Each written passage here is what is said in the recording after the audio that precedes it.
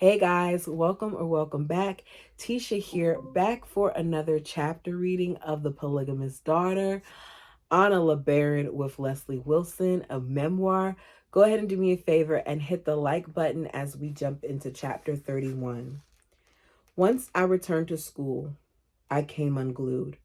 I thought that returning to my normal schedule might help assuage the pain of losing my second mom. I was wrong. Instead, I fell into a deep depression. Though I slept most of the time, I wasn't in class. I never felt like I would get enough rest. Whereas I had once been a conscientious and attentive student, now I nodded off in my classes when the teacher was up front lecturing, which meant most of the time. At certain periods during the day, our dorms were off limits, but I would sneak back in to take a nap.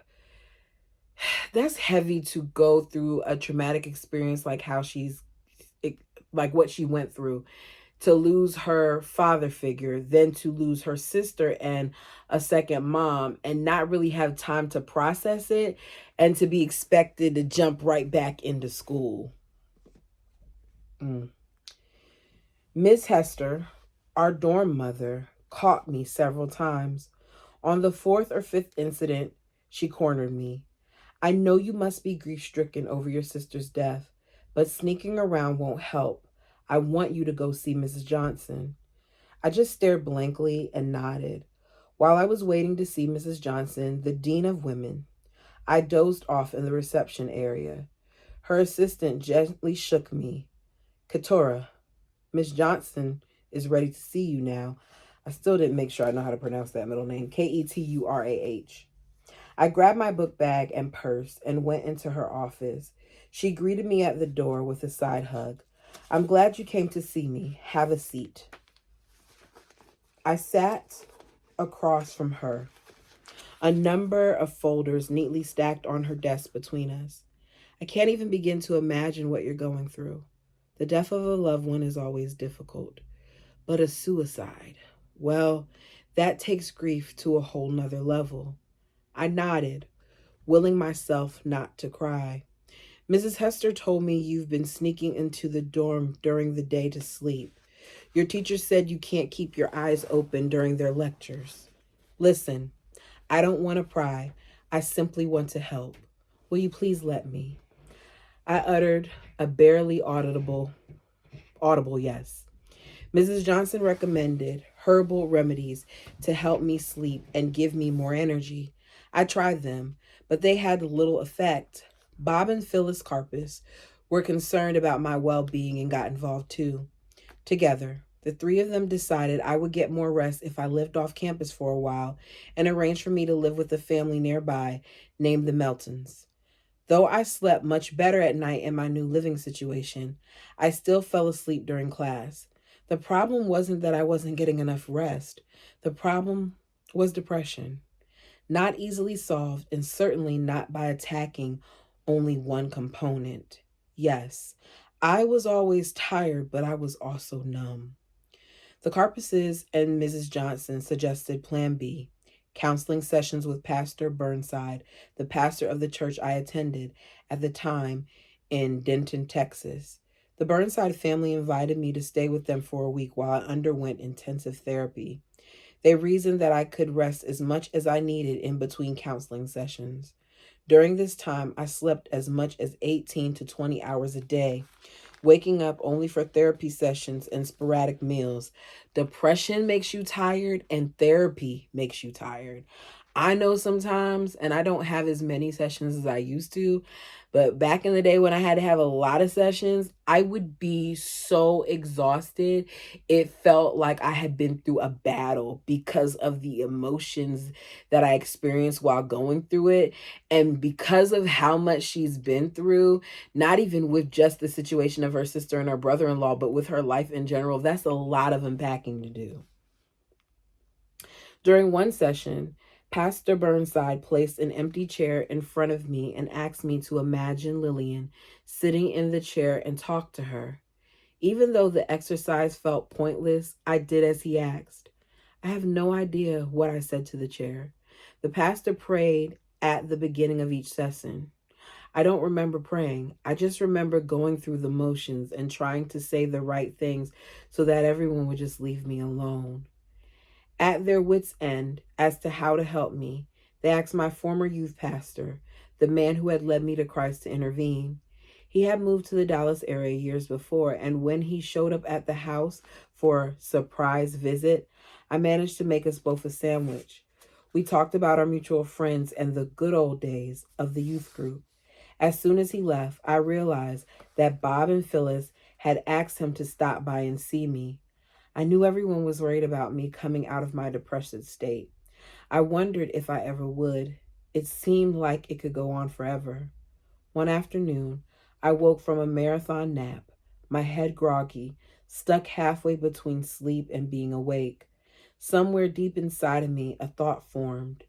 You will never feel happiness again. I never questioned this idea, which I would normally do. Instead, in a matter of seconds, I accepted it completely as a fact. In the same moment I accepted that faith, somehow it didn't bother me to know I would live lifeless for the rest of my days. I acknowledged that I would never again feel joy or happiness coursing through my body. Such light, airy feelings didn't seem possible given the tragedies that had occurred in my life. The deadness within me permeated every aspect of my being, my mind, body, and spirit, to the point that I had no desire for anyone or anything. I couldn't care less about what happened around me or to me. I only went through the motions of life because others required that of me. Poor girl. Otherwise, I slept. Weeks passed, and yet the loss of anything resembling a life didn't bother me in the least. I didn't want to go anywhere, do anything, see or talk to anyone. Things I had once enjoyed doing with friends held no appeal. Instead, a deep heaviness hung over my every step, which made simple tasks such as getting out of bed to go to the bathroom seem daunting. I wore no makeup when I went out and barely bothered to comb my hair. I did the bare minimum to get by. This went on for months. Spring arrived, but I hardly noticed, since I rarely went outside other than to class when I was able to. One day in class, a teacher announced a group field trip. The school had purchased tickets for every student to attend the Sandy Patty concert at Reunion Arena in Dallas. Even though Sandy Patty was one of my favorite artists at the time, second to Amy Grant, even though I knew every one of her songs by heart, I didn't feel like going. I had attended a Sandy Patty concert just the year before after begging Lillian to purchase the concert tickets for me and my friends on her credit card, and then quickly collecting money from them to pay Lillian back. I had no interest in going this year. I told the organizers of the field trip that I wouldn't be attending.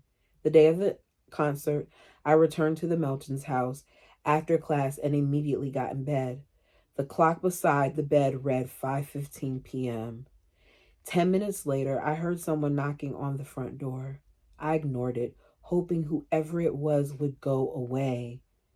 The knocking continued and continued, and I continued to ignore it. Finally, the knocking became so frequent and persistent that I knew I wouldn't be able to sleep until whoever was doing it went away. I opened the front door to see my friend, Kelly Green, standing there. "Hey, aren't you coming to the Sandy Patty concert with us?" Kelly gestured over her shoulder to the car parked on the street. "No, I already said I didn't want to go. I asked them to give my ticket to someone else." "But you love Sandy Patty. Why aren't you going?" "Because I don't feel like it. I'm tired and I want to go to sleep." To emphasize my point, I closed my eyes and leaned against the door jamb. "You've been sleeping an awful lot lately. It will do you good to get out and do something for fun for a change." "I really don't feel like it. You guys go on ahead. I don't want to go." "Well, you've been cooped up in this house for months, just sleeping. It's time you got out and had some fun."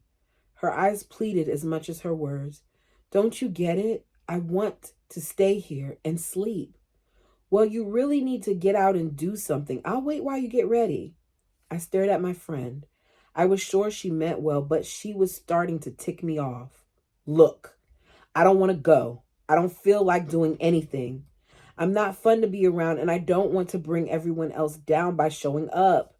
Thanks for what you're trying to do, but I'm going back to bed. I turned to go back inside. Kelly grabbed my arm and pulled me back to face her. No, you aren't going back to bed. You are coming with us. I yanked my arm free. No, I'm not. Go get dressed. Kelly extended her entire arm and pointed into the house. I'm not going. I'm in my pajamas and I'm staying here. See you later. I started to shut the door. Katora. Kelly said my name in an authoritative tone, and I'd never heard her use before, ever. You're coming with us. Go get dressed, or I'm dragging you to the concert in your pajamas. You don't have a choice here. Go get dressed now. I'm not leaving without you. You can be sure of that. Now go. My entire body sagged in defeat. Fine. I'll go get dressed, but you're going to regret this. I'm not a lot of fun to be around these days. Undeterred, Kelly offered a parting shot as I went back inside. And pack a pair of jeans.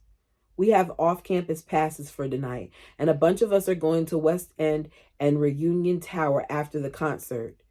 Jeans were forbidden at our conservative Christian college, and so were the post-concert activities they had planned for us. I hardly remember the concert itself, but afterwards my friends insisted on moving forward with their plans as Kelly, our friends, Debbie and Becky, and I entered the parking garage. Girls, we're going to change into our jeans in the backseat of the car.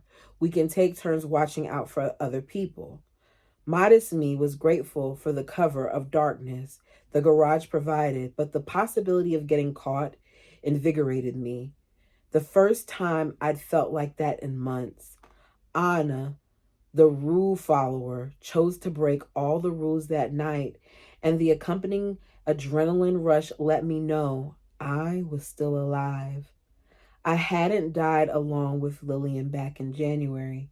In the same way I accepted that I would never feel happy again, I realized that any feeling whatsoever, even happiness, was possible. That rush of adrenaline broke through the deadness I'd been experiencing for so long. I felt as though a doctor had yelled, "Clear!" and used shock paddles to jumpstart my heart. I felt alive again.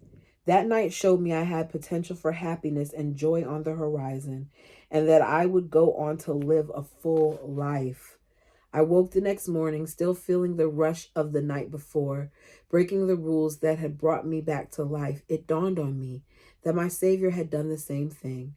When Jesus walked the earth, he broke the rules that the Jewish leaders had established for God's people, and they hated him for it. I remember the Bible story of Jesus healing a paralyzed man after the man's friends lowered him through the roof into the crowded room where Jesus was teaching. I view my rescue in much of the same way. My friend Kelly's persistence and rule breaking initiated the healing process of my life. It's the things that you don't think will do those things. It's all these other people had tried to intervene, and look what did it. Friendship and rule breaking sparked something in her. Sometimes it's stuff that goes on that doesn't make sense, and it happens for a reason. And the fact that her friend was persistent and insisted on her going was her turning point. I love that for her. Jesus didn't follow the status quo, and he paid the ultimate price for it when he was crucified. Many times my friends and I paid the price for breaking the rules at the Institute, getting campused for our infractions. We regularly got in trouble for not adhering to the rules and restrictions the administration imposed on us, rules that we had agreed to follow when we enrolled. But rules and regulations, laws and teachings didn't save my life that day. Breaking the rules set me free from the bondage of depression. Sometimes breaking the rules is necessary. All right, let's see. Chapter 32. Bob and Phyllis had just become empty nesters when they became the legal guardians of Mark and Lillian's 6 children. In January of 1990, the family moved from Houston to Louisville, Texas.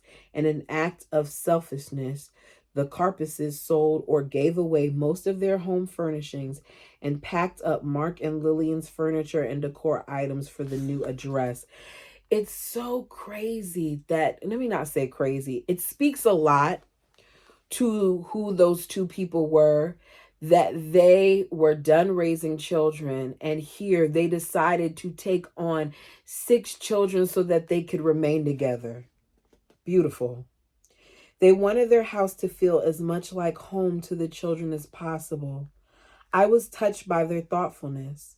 Once the family was settled, I moved in with them as well to be a source of stability and comfort to the children. Still, the grieving, which was raw and real for all of us, continued. I was thankful for my boyfriend back in Houston, David, who regularly wrote me.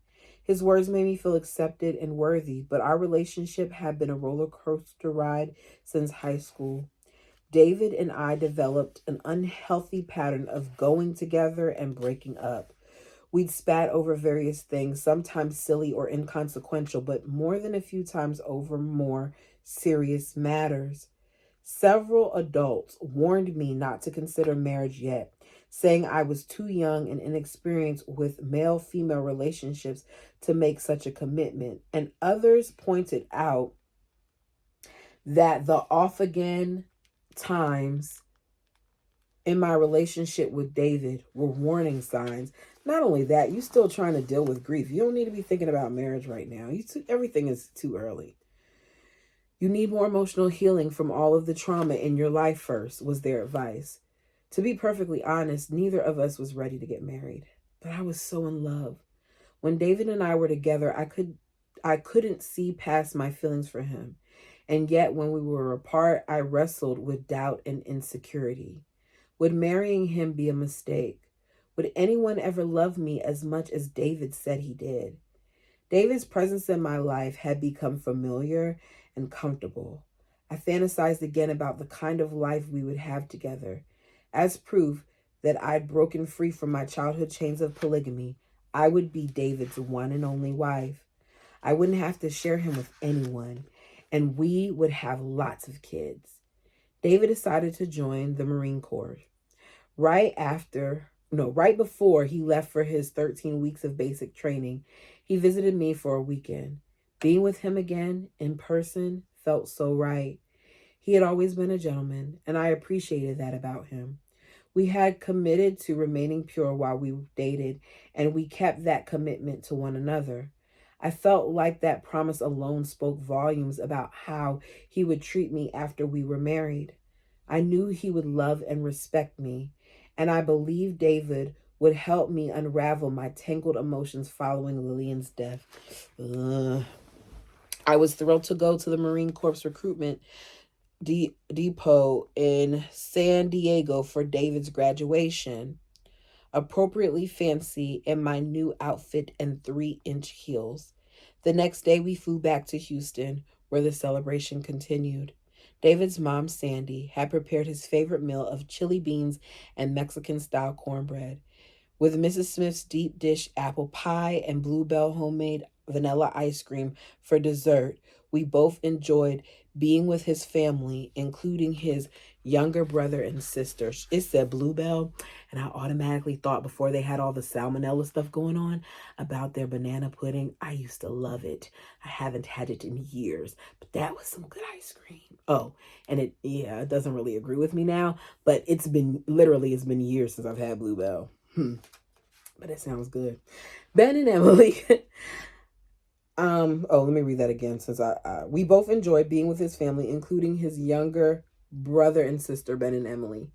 I slept at Celia's apartment, but I spent every waking hour with David. One night after dinner, we were alone at his mom's apartment, relaxing on the couch together. Suddenly, David pulled out a little black box, opened it, and held it in his hand in front of me. I gaped at the diamond ring inside. Anna, will you marry me? My heart missed a beat at the question. I couldn't wait to begin our happily ever after life together. Yes, of course I'll marry you. I couldn't wait to tell Celia and begin planning my wedding. I thought, I wish I could let you know too, Mom. If only I knew how to reach you. After David returned to San Diego to complete the rest of his training, I began to plan our wedding. I forgot all about her mother because her mother's still out there. Every time we talked on the phone, I asked his opinion about wedding details, the colors I was choosing, flowers, music, and he assured me that whatever I decided was fine with him. All I really care about is seeing you coming down that aisle. Toward me. I can't wait for us to walk out of that church as husband and wife. Thankfully, I had Celia as well as lots of friends and stand-in family, like Bob and Phyllis, who were willing to help with the wedding plans. Neither David's parents nor my mom could help us with expenses, so the words shoestring budget became a reality we worked around. Celia, my maid of honor, already had her dress, a sky blue Cinderella-style ball gown I had made for her when I was a senior in high school. The dress took first prize in the state ACE International Student Competition and fifth place ribbon nationally. But having Celia wear it on this day was most meaningful to me. To honor Lillian and Mark, I asked their youngest daughter, Hannah, to be my flower girl. She had just turned 7 years old. I couldn't afford a fancy dress for her either. A friend from work, Nancy McGee, offered to make a simple elastic waistband skirt. I didn't hold much hope of finding the same color as Celia's dress, but I thought the same taffeta, Taffeta fabric in a complementary color would work well. One night after work, Nancy and I went to Cloth World to pick out the fabric. As soon as we walked into the store, I began scanning the bolts of fabric looking for a pale shade of pink. One of the employees had a shopping cart full of rolled up fabric remnants.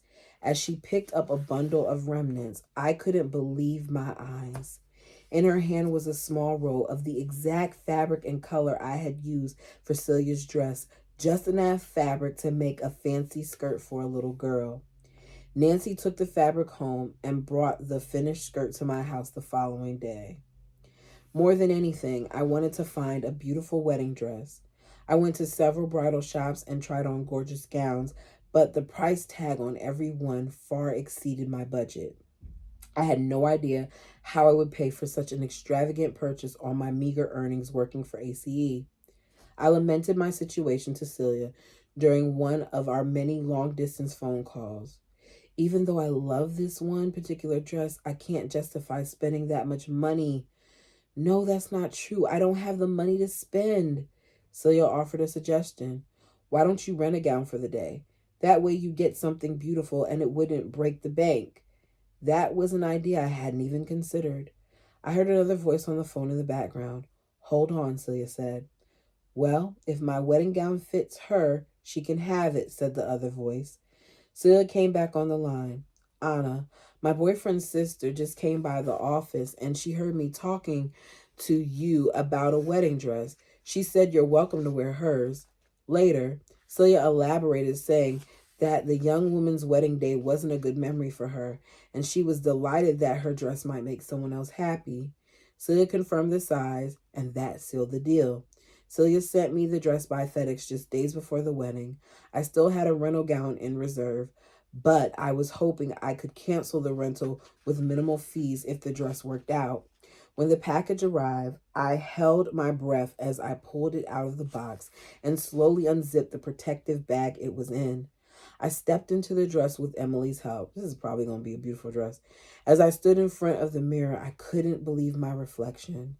Not only did it fit perfectly, but it had the same type of sleeves that were on the dress I had picked out to rent, and a bodice and a high neckline made of beautiful lace.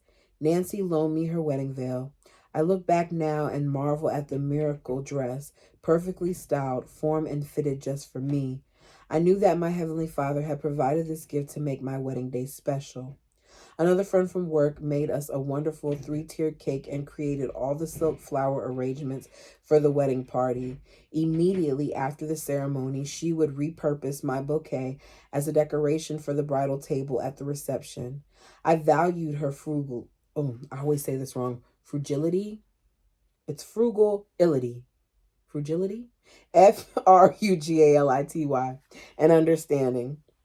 David finished his training and flew to Dallas the night before our wedding. On December 16th, 1989, Bob Carpus walked me down the aisle.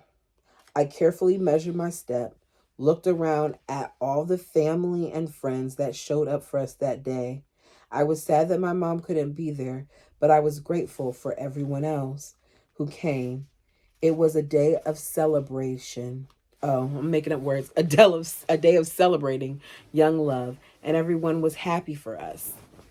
My family friend paid for my honeymoon attire, and my college friends, led by Madeline, pooled their funds for David and me to stay at a nearby hotel on our wedding night. As we began our life together, I reveled in the joy of the moment. Does that mean she's not going back to school? Like, is she done with school? We spent the last part of our honeymoon celebrating Christmas with David's grandparents, retreating to the honeymoon suite, the guest bedroom in their home at night. Grandpa Roger and Gammy Nancy's generosity made our shoestring budget honeymoon everything we could have hoped for and more. As we got ready to leave, Grammy packed up our car with brand new bedding, household items, and yummy treats for the road. There was barely room for us. Soon, David shipped to Okinawa, Japan, to begin active duty as I was left in Louisville trying to figure out how to obtain a U.S. passport and a visa so I could join him overseas. I only had a Mexican birth certificate from Chihuahua, Mexico. I went to Congressman Dick Armey's office in Dayton, Texas, to ask for his help. I sat down with one of his assistants to recount an abbreviated version of my life story. When I was done, the assistant asked, "Can you get in touch with your mother?" "I don't have any idea where she is," I said. "Okay, we'll get this done another way." We based my citizenship off my mother, since that would be proof enough and less complicated than my father. I spent the next few months sending off for my mom's high school and college transcripts and the birth certificate of her first 5 children, all born in the United States. After 2 trips to the passport office in Houston, I was finally issued a passport.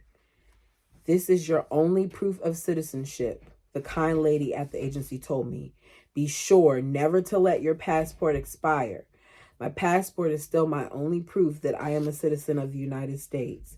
Finally, in April 1990, I bought a one-way ticket to Okinawa, Japan. I believed all my dreams were coming true. We started our family in Japan with the birth of our son, David Josiah. After experiencing pregnancy-induced high blood pressure, among other scary symptoms, and then 36 hours of labor, I finally gave birth to him by C-section. Even after tending to all those babies as a young girl, when the nurse came to discharge us from the hospital, I thought with a touch of alarm, what do I do if the baby cries? Not having family around to help left me feeling a bit vulnerable, especially in a foreign country. I will for always be grateful for my mother spending the first couple of weeks after the birth of my son with me, because I too was scared. And the fact that I knew that I had her there to help me, she couldn't put him on my titty, but she couldn't give him milk because at first I wasn't pumping. I was just making sure that I produced enough milk. With that being said, she was there for me. And I still was finishing school. Like I was in my last semester of college when I had my son. And knowing that she was there for me the way she was, yeah, I can see why she would be scared, because it's nervous and it's nerve-wracking and she's young. I felt a strange dichotomy in Japan. Being away from Mark and Lillian's children had its benefits, namely that I wasn't reminded of their parents' tragic deaths on a daily basis. But I missed being connected with my large family and knowing everything that went on in the lives of my siblings, nieces, and nephews. Though David and I enjoyed living abroad, as months passed, cracks in our marriage began to surface, much like the cracks in the walls of a house when the foundation starts becoming compromised. I chose to ignore those marital cracks, thinking things would get better in time. I couldn't wait to return to the United States, which we did in January 1992. That same year, our son Caleb was welcomed into the world by Amy Grant's new song, Breath of Heaven, which I had on repeat mode on my CD player. We brought him home from the hospital on Christmas Eve. The words of the song echoing in my heart forevermore. Be forever near me, breath of heaven. Celia surprised me by buying my mom a plane ticket to come help me after Caleb was born. Celia joined us for part of the visit as well. Any bitterness I might have felt toward Mom began to lessen once I saw her interacting so tenderly with my children and caring for me. I was tandem nursing the two boys, and my mom's concern that Caleb wouldn't get enough breast milk was so endearing to me. She had tried to breastfeed her children, but would dry up after a few weeks, she told me. The tension in our relationship eased a bit. When my son Jacob was born in 1994, oh girl, you popping him out. Within months, we realized he needed surgery on his skull, because his soft spot had closed up too quickly. I asked Mom to come help me again. She told me she would pray about it. I fumed at the notion that she would have to pray before deciding whether to come help one of her children. My own mothering instincts couldn't fathom such a response. She did end up coming after all, and I was thankful she was there. In 1995, I headed for Dallas with my three sons to attend the wedding of Mark and Lillian's oldest daughter, Emily. Suddenly, the drought ended, and family surrounded me. Celia, Raina, and several of my brother Heber's children I'd never met before. We greeted each other warmly, made introductions, and snapped pictures at a frantic rate. But the joyous event was a stark reminder of the losses we had endured.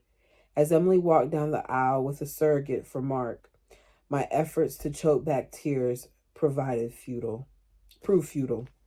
Celia and I both cried through the entire wedding as we faced afresh the pain of losing Mark and Lillian. A photo of them on their wedding day, positioned in a place of honor, magnified their absence. My decision to attend Emily's wedding wasn't motivated by obligation. I wanted to be there. In some respects, I felt as though my presence somehow represented Mark and Lillian and kept their spirits alive. For years, I carried within me the self-imposed weight of being their representative at these milestone events. Nothing would have kept me away from the children during that time period. Embracing them and watching them grow brought me great joy. But sorrow always accompanied the joy, inseparable twins at every event. Tears of joy and sorrow welled up and spilled over because I had never properly grieved Mark and Lillian's deaths. Yeah. Back then, I didn't know how. I only knew how to compartmentalize the ache in my heart as I numbed the pain of my grief. With a husband and 3 little boys to care for, life never slowed down. Consequently, I allowed busyness to push aside my grief. But Emily's wedding and every other happy event that followed, like summer visits from the children and all of their graduations from high school and college, reopened my wounds, ushering in the worst heartache I'd ever known. It sounds like she dealt with this for years. When we returned home from the wedding, I was exhausted. That night, I had dreamed that I was standing at the sink washing dishes, watching birds through the window dodge and weave in an airborne game of tag. Suddenly, a brown van screeched to a halt in the driveway in front of the house. Out jumped members of the bad side of my family, including my brother. Each of them carried guns and assault rifles. They stormed into our house before I could run to lock the front door. Just as I entered the living room, they sprayed the entire area with bullets. Shot in the stomach, I fell to the floor, face first. The shots hadn't killed me, and I felt thankful to be alive.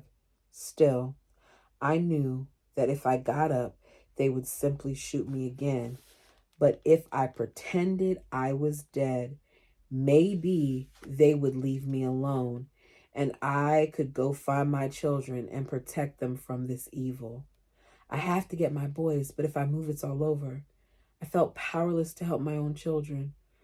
Heber and my other family members could have already found my sons asleep in their rooms and killed them all. Just as I started to push myself up off the floor, I woke up from the nightmare, drenched in sweat, my heart racing. I lay awake the rest of the night, covers tucked up to my chin, the horrible scenarios playing out in my mind. She just she really has gone through a lot and she suppressed it all. And it's just like, girl, okay. Trying to think if I should read the next chapter. I guess I will, but I don't think we have much book. We might be finished with this week. Chapter 33. A few days later, I was with my friend Diana at the park. She had 3 young boys too, and when we could, we arranged play dates with each other for our kids. As the boys played, we sat on a bench, and I told her about the nightmare. She listened intently, her face registering an array of emotions. I valued her empathy and thanked God that she was kind enough to listen. As soon as I reached the end of the narrative, Diana reached out and placed her hand on my knee. Do you have someone at your church you can talk to, like a women's ministry director? No, I responded. I don't think so. A woman at our church does lay ministry counseling. If I make an appointment for you, would you go? I stared at her, shocked yet hopeful at her offer. It had not occurred to me that I might need a counselor, and I wouldn't have known where to begin looking for one. Diana understood that I wasn't even capable of following through on contacting this woman and scheduling a time to meet. I whispered yes. Would you like me to pick you up and take you, or could I babysit the boys while you go? I glanced over to the swings where our son squealed with excitement the higher they went. This is a good friend. Diana isn't simply suggesting I get counseling. She wants to facilitate the process. I was touched by this caring friend. If you can assist babysitting the boys, I'd be so grateful. 2 days later, Diana watched my boys while I went to the morning appointment she had scheduled for me while David was at work. He was glad I was going to talk to someone. As I drove to the church, I wondered what I would say. To this day, I can't remember the name of the lay counselor or the name of the church for that matter, but I poured out my heart for a solid hour. I told her about my unbelievable family of origin and the vivid nightmare I had just experienced days before. The woman wisely told me, Anna, you need more help than what I can offer here. She handed me the business card of a licensed therapist. Joy, with the Samaritan Pastoral Counseling Ministry, did her doctoral thesis on cults.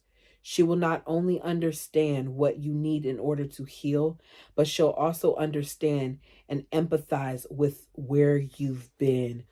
Oh, that's so awesome, because it's not just that she needs counseling for the grief. There's so many other things like what's been poured into her and all those other things that she has to work through. The counselor offered her services on a sliding scale, making them affordable, and I started meeting with her every week. At our first appointment, she wasted no time getting to the root of the issue. Tell me about your relationship with your dad. He was never around and we dealt with it. Stoic Anna took over, my last ditch effort to protect myself from bearing my soul and facing my tragic past. Tell me more about that. What do you mean when you say we dealt with it? I literally felt my defenses wavering, the walls I'd built up and hidden behind for 2 decades crumbling before me.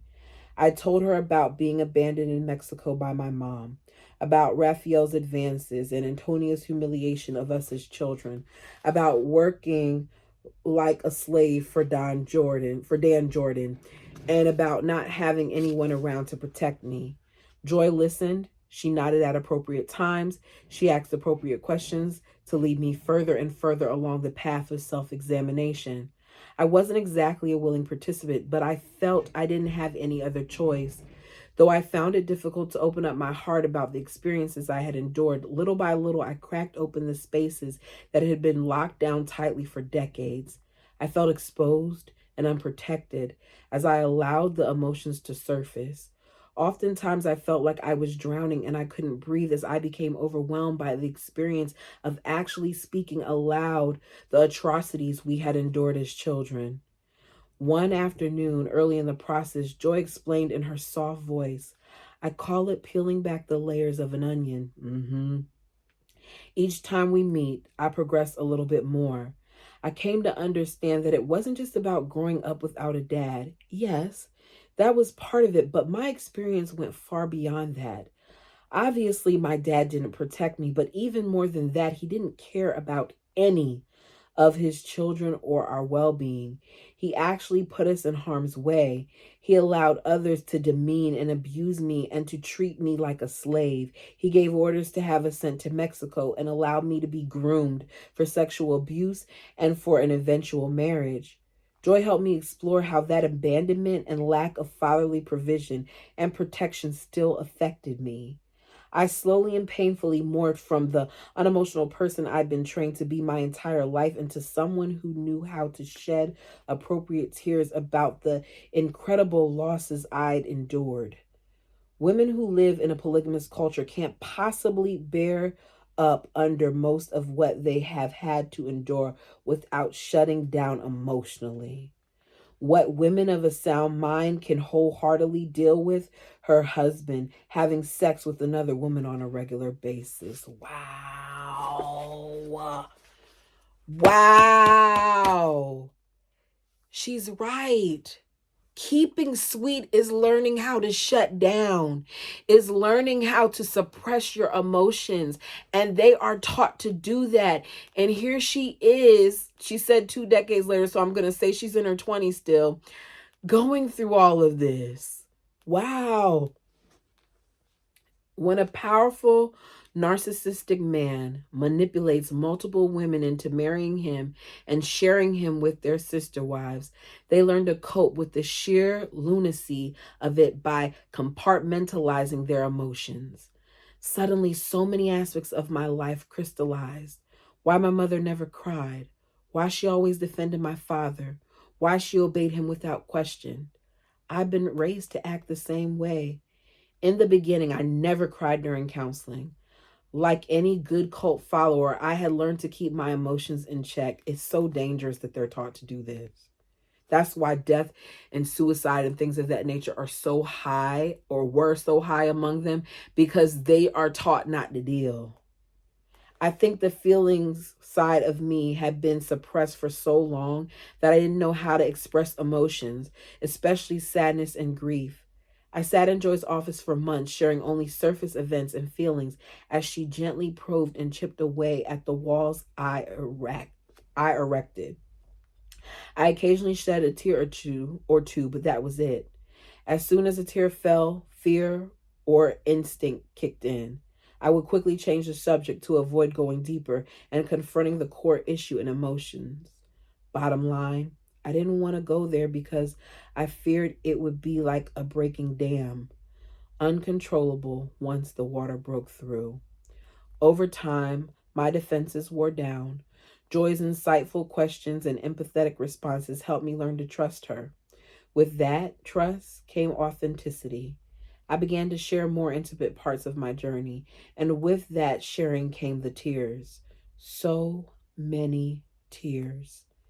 Once I opened those floodgates, my worst fears came true, and I felt like I'd never be able to shut the gates again. Joy and I met together for almost 5 years before I reached the point where I could sit in her office and grieve, freely letting the tears flow. Not the pretty photogenic tears that a leading lady sheds when her boyfriend goes off to war, but the gut-wrenching, heaving sobs that smeared my makeup and left my stomach muscles sore. David supported my efforts to deal with my past, though he couldn't understand the depth of anguish I faced confronting such emotional experiences. And so we went on. Joy helped me peel off the layers. I shared intimate aspects of myself, deeply rooted fears and insecurities. I cried. Occasionally, I canceled appointments in a futile effort to avoid the pain of another layer being exposed. During that time, the cracks in my marriage reappeared, and again, I plastered and painted over them, ignoring the signs that the foundation needed repair. Neither of us knew how to face the issues head on. Two other great blessings came into our lives during this time. I gave birth to our two precious daughters, Christina in 1996 and Hannah in 1998. I love my boys, but having daughters seemed to complete me as a woman. I would joke and say, we have a full house, three of one kind and two of another. I was mostly a stay-at-home mom during those years, though I took odd jobs at times to help make ends meet. I was a good seamstress and took in sewing work often. Once I used leftover fabric to make matching dresses for me and the girls for Easter. David's salary as a sergeant in the Marine Corps barely kept our meager bills paid. I gladly gave up small luxury items to be able to stay home and raise my children. During that time, I taught the boys to read as they became old enough, and I love homeschooling them. I continued meeting with joy and pursued my wholeness and healing. At the same time, the foundation of my marriage was shaken to the core, and in the spring of 1999, David and I separated and eventually divorced. Yeah, I had a feeling that was coming based on what she said, even about the warnings that people gave her not to get married. It was at this point in my counseling that Joy urged me to lighten my load so I could concentrate my efforts on my grief journey. I encourage you to take everything off yourself. Think about it. Grief requires a lot of energy, so give yourself permission to not take on anything new. Instead, learn how to say no. Minimize and simplify. Allow yourself time and space to take care of Anna and your kids. I did as she suggested. I stopped volunteering at church on Sunday mornings and Wednesdays nights and let go of outside commitments one by one until I was left with no place to hide. Finally, as a divorced single mother of 5 young children, I arrived at a point where my defenses were completely removed and I was left utterly exposed. I reached a place where I could grieve my fatherlessness. Though I'd always known I'd never had a father who told me I was beautiful or called me his princess or placed my feet onto his to dance around the living room or cross-examine a boy who came to pick me up for a date, I finally understood that extreme lack affected me as a grown woman, how it impacted every aspect of my marriage and parenting. When I finally allowed myself to acknowledge what I missed out on, it took several more months to fully grieve the process and healed. Those aching, turned myself inside out months hurt as much physically as they did emotionally. I cried so violently during appointments that my abdominal muscles hurt for days after. I would compose myself before leaving Joy's office, but regularly found myself crying again. Sometimes I cried so hard I couldn't see straight to drive. I remember pulling over and sitting in my car sobbing, and then willing myself to regulate my breathing and stop the tears so I could finish my drive back home.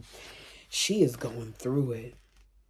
Once home, I would do my best to pull it together, but the emotional toll that my counseling took on me left me tired and needing rest for days following each appointment.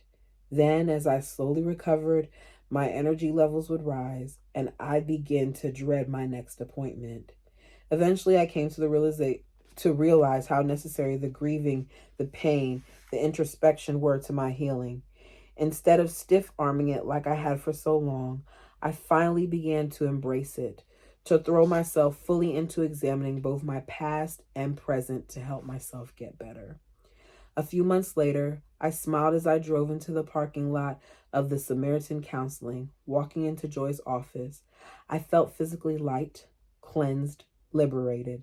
I greeted Joy as she led me into her office. "Good morning. Someone's in a good mood," Joy returned with a smile. "Want to share?" "Actually, I do." I paused and looked out the window. The sun shone bright on that hot Texas afternoon. I'm finally beginning to understand what it means to have a relationship with my father. Joy looked at me quizzically. "My dad did horrible things to me. He abandoned me. He never once protected me. He couldn't have cared less about me. He actually ordered the deaths of people I loved. Ervil LeBaron was a truly despicable person, but my dad is not my father. My voice quivered, and I choked back tears before I continued. God is my father. Even before I knew him, he called my name. He cared about me and protected me. God has never required anything from me. I don't have to try to be good enough for him. He loves me anyway. He loves me no matter what. That's what unconditional love is. I've come to the realization that I'm not fatherless. I never was. I closed my eyes and heaved a deep sigh. I finally feel like I'm finished crying about this. When I opened them, Joy leaned toward me, both elbows on her knees. You did it, Anna. Oh, wow. I grabbed a tissue from the box on the coffee table in front of me. Did what? You finally got to the core. You peel back all of the layers. I sensed her joy and pleasure at having helped me walk to the end of this part of my very difficult journey. I could see in her eyes how proud she was of me for having done the hard work. This evoked a few more tears, not tears of sadness, but of joy at having reached the end of a long journey. The last words I remembered her saying to me were, "Now go live in your skin. Now go live in your skin." Months passed, and I watched as David began intensive personal counseling, leading eventually to our decision to remarry. Oh, wow. Oh, that's cool. Only this time with the help of a marriage counselor. About this same time, my friend Yobi loaned me Dallas Willard's book, The Divine Conspiracy, Rediscovering Our Hidden Life in God. I was especially challenged by these words. I occupy my body and its proximate space, but I am not localizable in it or around it. You cannot find me or any of my thoughts, feelings, or character traits in any part of my body. Even I cannot. If you wish to find me, the last thing you should do is open my body to take a look. What? People are spiritual beings inhabiting physical human bodies. It dawned on me that it is with the breath of God that really makes us come alive. Our spirit gives us life. So when the spirit leaves the body, our body is no longer alive. Embracing this gave me hope for life, a hope that's available to everyone. Your spirit is that part of you that dreams and hopes and has aspirations. No doctor performs open heart surgery and finds your dreams and longings inside you. Nothing like that can be found in your physical being. In much the same way, a brain surgeon doesn't open your brain and find your intelligence. The doctor wouldn't see 2 + 2 = 4 inscribed on the gray matter. I couldn't stop thinking about what I read, and I awoke with a jolt at 4 o'clock the next morning. Though I wasn't familiar with the practice of meditating, that's what I was doing as I sat there, contemplating these new ideas. We are spiritual beings, and we have a spiritual power. By 6:30, I found myself on my knees on the floor, face down on the carpet with my hands covering my face, not quite sure how I had ended up there. I firmly resolved as I prayed, God, my earthly father, used his spiritual power for evil. But from this day forward, my spiritual power will be used only for good and for you. Even though I didn't have a spiritual grid or reference point for what happened that morning, I knew something important and impactful had taken place. The spiritual trajectory of my life had changed forever. I didn't know how to formulate the words to describe to anyone what had taken place that day, but what happened was real and deeply personal. It was transformational. I couldn't have explained to another human being what had occurred, and I didn't for a long time. I believe that was the day that I cut ties with the influence of my father. All spiritual ties, all spiritual influence. God's power began to influence me in new and more powerful ways, and my life hasn't been the same since. I've heard people refer to such bondage as generational sin or as a generational curse. That morning, God not only broke my ties with the horrific generational sins and far-reaching impact of Urval LeBaron, he also began teaching me to move forward on the path he had for my life through dependence on the Holy Spirit. As I yielded to him, I became more and more able to trust God and his fatherly care for me. Deep in my soul, I felt a sense of contentment with the spiritual commitment I had made.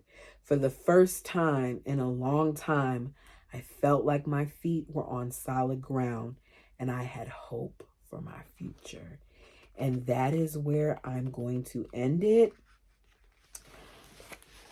We're going to finish this book because you see, I don't have much longer. We're going to finish this book by next week. I don't even think the next reading will be too long.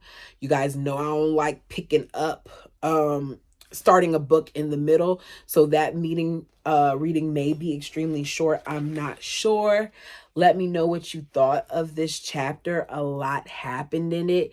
It was heavy to still see how much she struggled and how long it took for her to even get to this point. I think it's really cool though that her and her husband ended up getting remarried after they worked through their own problems. It just goes to show you that you never know. You guys, let me know what you thought of this reading. Like the video as it helps the channel. Until next time.